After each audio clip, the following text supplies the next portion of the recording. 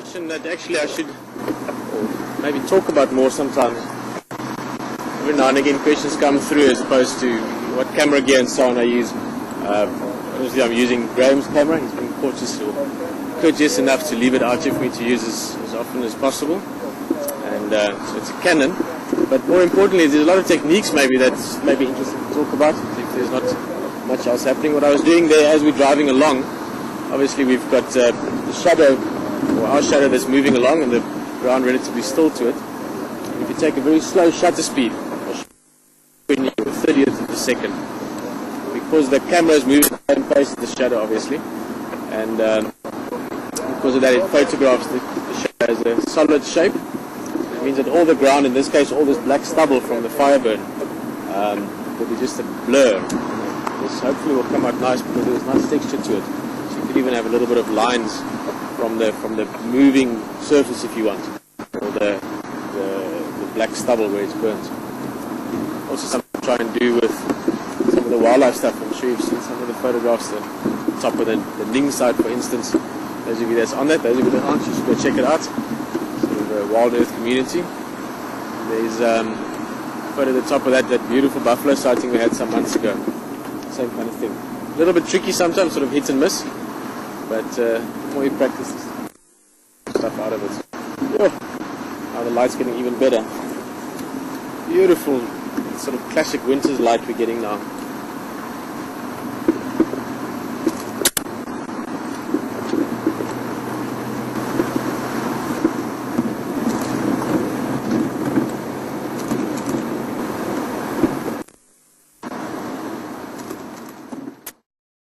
It was still proper film. It was something that people were discovering maybe, but certainly not using yet. I started taking photographs and I was sort of a teenager really, and then really got into it once I was about 19 years old.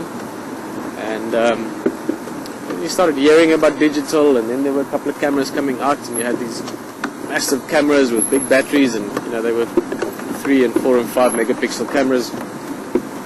And developed, and it's just such a thing that is so brilliant. I mean, photography has taken on a whole new meaning for me as well through digital. The ability, I'm not even going to talk about it.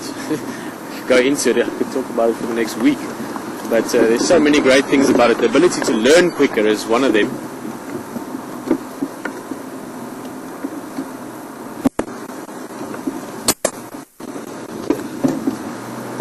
There's a very suspicious looking hyena.